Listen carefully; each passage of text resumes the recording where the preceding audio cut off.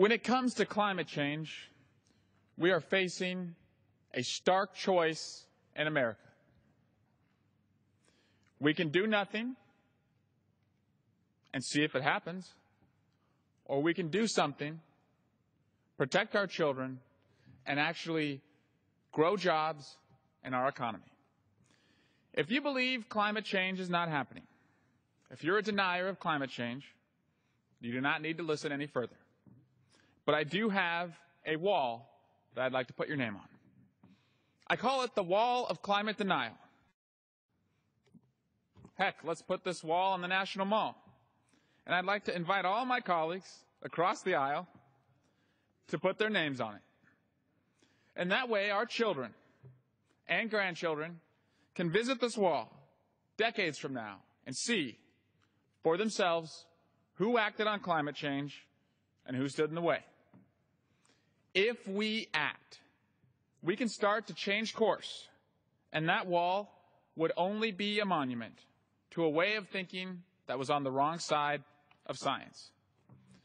If we do not act, it will be a monument to those responsible for the massive loss of human life and economic productivity.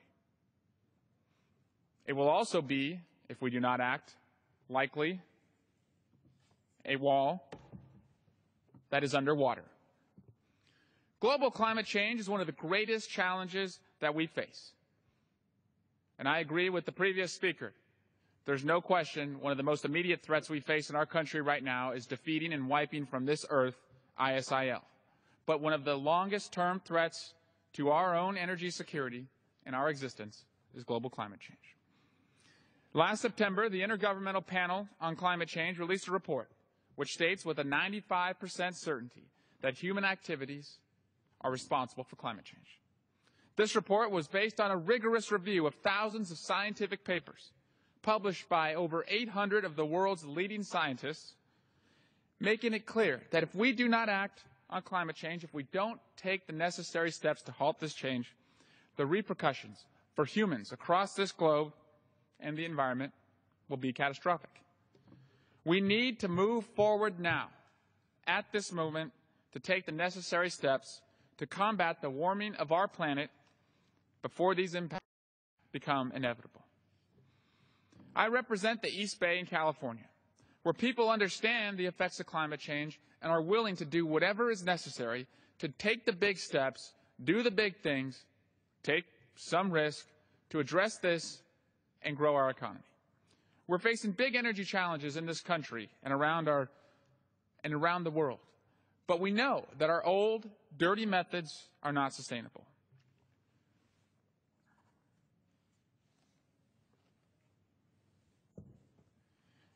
We know that the dynamics of the energy marketplace are shifting. Far from being stagnant and hopeless, we are now seeing an unprecedented amount and an unprecedented pace of change that was unpredictable even a few years ago. For instance, renewables are penetrating at a remarkable rate, with growth in wind alone outpacing natural gas in 2012. Our responsibility is to make sure that our country is prepared for whatever changes the markets may experience. Over-reliance on a limited range of technologies and finite resources is unreasonable. We know that the United States consumes 25% of the world's oil. But at best, we only have 3% of the U.S. oil reserves.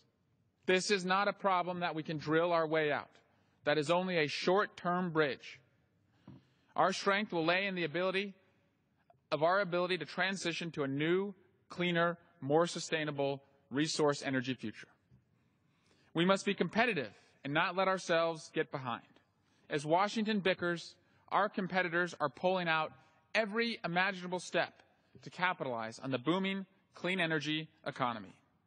It's time for us to think about creating green energy policy to enable us to compete more globally. A recent article in the New York Times over the weekend pointed out how far ahead our European friends are. Germany will soon be getting 30% 30% of their power from renewable sources. By contrast, in 2013, renewable sources of energy accounted for only about 10% in the United States energy consumption and 13% of electricity generation. Are we any less capable than Germany of harnessing the energy from the wind and the sun? I believe, Madam Speaker, we are not. We are not less capable. But right now, we might be less willing. Step one in addressing climate change is admitting that it's a problem. Too often in Washington, we see this false choice, this debate that if we accept climate change as a problem, then it's going to kill jobs, and we should do, therefore, nothing about it. But if we don't accept climate change as a problem, we'll never be singing off the same sheet of music. Once we sing off the same sheet of music, we can start to take the steps necessary to address that climate change is indeed a problem. There's overwhelming consensus among scientists across our globe that it is a problem. Here's what we know. The current warming trend is of particular concern because it is very likely that it's based on human-induced activities. The heat-trapping nature of carbon dioxide and other gases was demonstrated in the mid-19th century. Ice cores drawn from Greenland, Antarctica, and tropical mountain glaciers show that the Earth's climate responds to changes in solar output, in the Earth's orbit, and in greenhouse gas levels. They also show that in the past, large changes in climate happened very quickly, geologically speaking, in tens of years, not millions or thousands. How about sea level rise? Global sea level rose about 17 centimeters. That's just under 7 inches in the last century. As far as global temperature rise, all three major levels of global surface temperatures show that the Earth has warmed since 1880. Most of this warming occurred since 1970, with 20 of the warmest years having occurred since 1981, and with 10 of the warmest years occurring in the past 12. The oceans are also rising and warming. The oceans have absorbed much of this increased heat, with the top 700 meters of ocean showing a warming of 0.302 degrees Fahrenheit since 1969. Extreme events. The number of record high temperature events in the United States has been increasing, while the number of record low temperature events has been decreasing since 1950. The U.S. has also witnessed increasing numbers of intense windfall events. So once we can address and accept that climate change is occurring, we can end this false debate of do we do nothing or do we do something? And I submit to America that if we do something, not only can we address climate change, save the world, protect our children, we can actually create jobs. My district is home to several businesses and initiatives that are fighting to green our economy and combat global warming, but that are also economically successful. In my district, we have a program called iGate, the Innovation for Green Advanced Transportation Excellence. iGate is a regional incubator in the Tri-Valley specializing in growing green technology startups.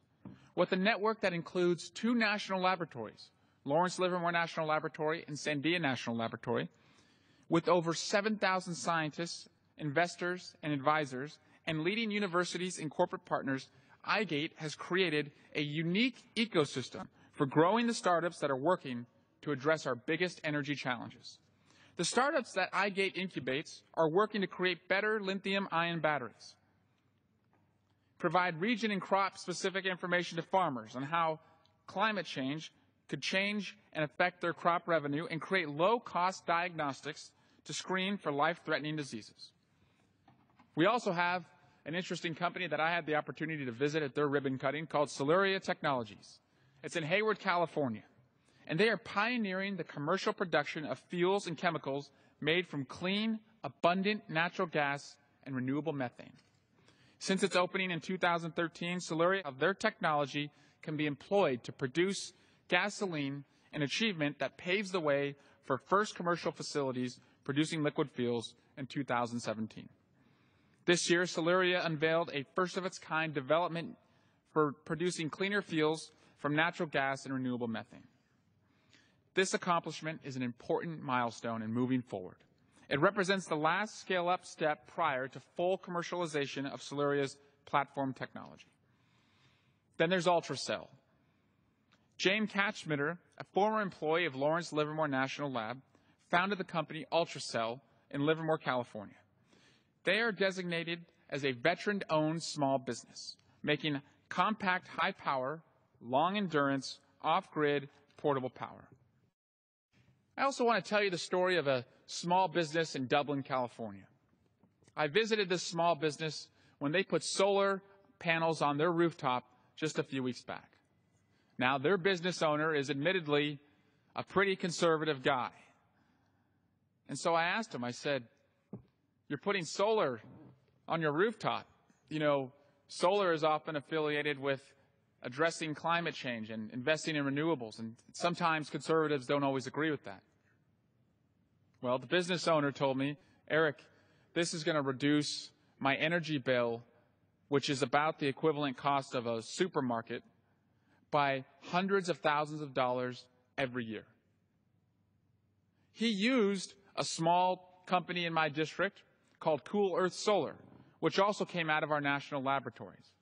So they used federally funded research dollars that were put into our national laboratories, and then they transferred that out to the private market and created this technology that a small conservative business owner is using in my district to save money so he can create more jobs. We can green the economy, save the world, protect our planet for our children.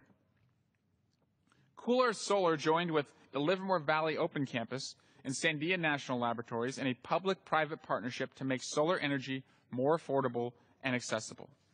Sandia National Laboratory researchers with the laboratory's solar energy program are testing and helping bring to market their innovative technology, which uses cheaper and fewer materials to capture solar energy so it's more affordable for small business owners like the one in Dublin at All American label, so that they can save money and create more jobs.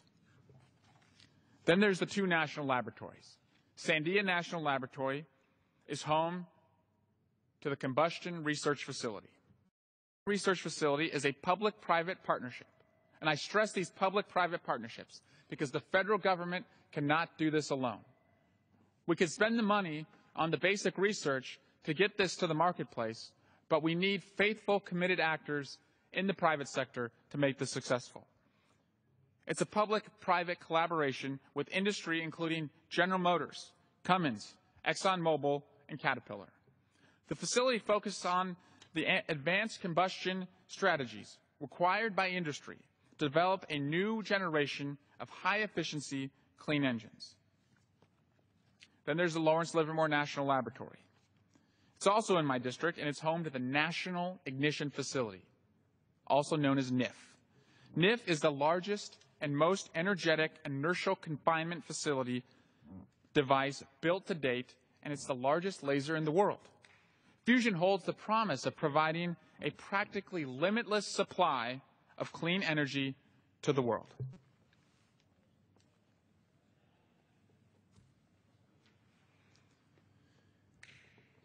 Across the country, there are other national laboratories, including Argonne National Laboratory. They're home of the Joint Center for Energy Storage Research. This world-class research is working towards developing new technologies that move beyond lithium-ion batteries and store at least 5 times more energy than today's battery at 1/5 the cost. Then there's the Idaho National Laboratory, managing the feedstock process demonstration unit. And look at this, across America, different laboratories are harnessing their local resources. The PDU provides an industrial-scale research system for testing feedstock formulation processes, collecting process data, and producing larger quantities of formulated feedstocks for conversion testing, a key step to getting a new biofuel. There's also very interesting ventures across America taking place in a bipartisan way to address climate change. Launched in October 2013, the Risky Business Project focuses on quantifying and publicizing the economic risks from the impacts of a changing climate. Risky Business was co-chaired by a bipartisan group of leaders, Hank Paulson, Michael Bloomberg, and Tom Steyer. The Risky Business Project has found that our economy is vulnerable to an overwhelming number of risks from climate change, and that the current path will only make these risks worse. Climate change is our planet's way of charging compound interest. They find that the longer we wait to pay down our climate debt, the more it will cost the American economy and the harder it gets to adapt. There is no such thing, they find, as business as usual, and that the only path forward for businesses and individuals is to act now to reduce these risks. Their assessment found that if we act immediately, we can still avoid some of the worst impacts and significantly reduce the costs of costly, catastrophic climate outcomes, but only if we start changing our business and public policy decisions today. They are calling on American leaders in business and individually in their home to get into the game. Get into the game of climate investment. American businesses are fully capable of rising to this challenge, as we are doing and seeing in Germany, of climate change, and we must do more now. This is not a problem for another day. The investments that we're making today, this week, this month, this year, will determine our economic future. They point to short-term problems and long-term problems. In the short term, we're going to see the cost to coastal and infrastructure. Within the next 15 years, higher sea levels combined with a storm surge will likely increase the average annual cost of coastal storms along the eastern coast and the Gulf of Mexico by $2 billion to $3.5 billion. Adding in potential damages and hurricane activity, the likely increase in annual losses grows to about $7.3 billion. How about agriculture? California is the largest agriculture state in the country. A defining characteristic of agriculture in the United States is its ability to adapt. But the adaptation challenge going forward for certain farmers in specific countries in the Midwest, in specific counties in the Midwest and in the South will be significant. Without adaptation, some Midwestern and Southern counties could still see a decline in yields of more than 10% over the next 5 to 25 years should they continue to sow corn, wheat, soy, and cotton with a 1 in 20 chance of yield losses of these crops of more than 20%. And most importantly, in energy. Greenhouse-driven changes in temperature will likely necessitate the construction of up to 95 gigawatts of new power generation capacity over the next 5 to 25 years, the equivalent of roughly 200 average coal or natural gas-fired power plants, costing residential and commercial ratepayers up to $12 billion a year. Then there's the large-scale losses to coastal property and infrastructure. If we continue on this current path, by 2050, between $66 billion and $106 billion worth of existing coastal property will likely be below sea level nationwide, with $238 billion to $507 billion worth of property below sea level by 2100.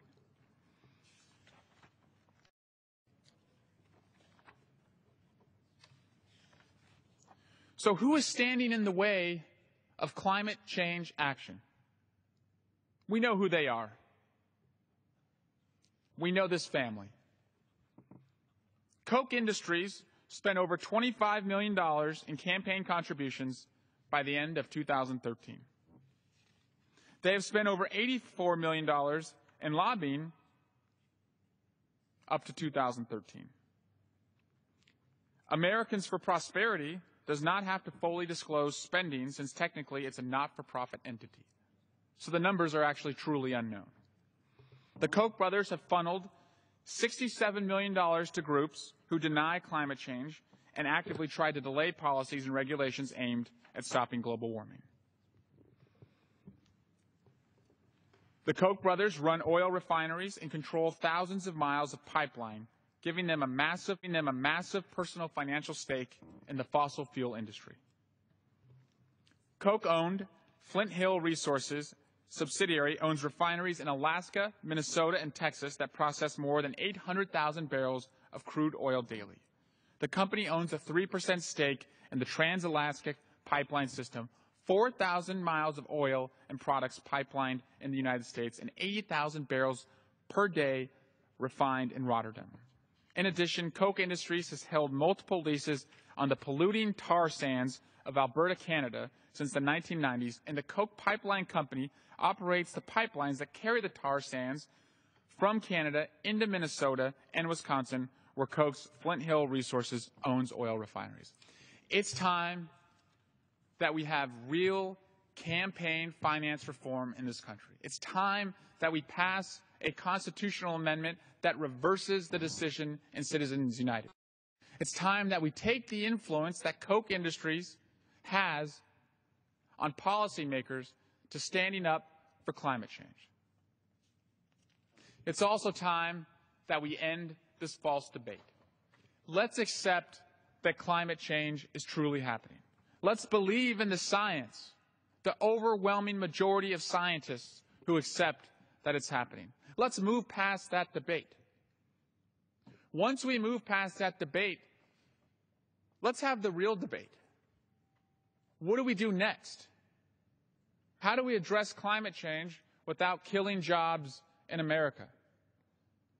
How do we invest in our own energy resources? It's often said that, well, if the sun doesn't shine and the wind doesn't blow, there's not much you can do with renewables.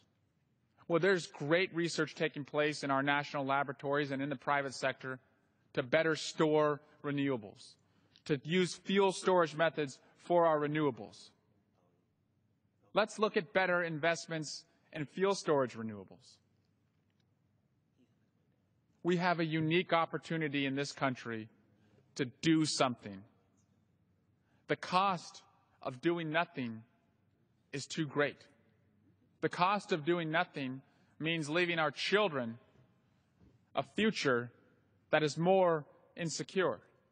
The cost of doing nothing means spending more money in defense because we don't have our own energy resources that we can draw from, making us more vulnerable to people across oceans who aren't necessarily our allies to receive our energy resources.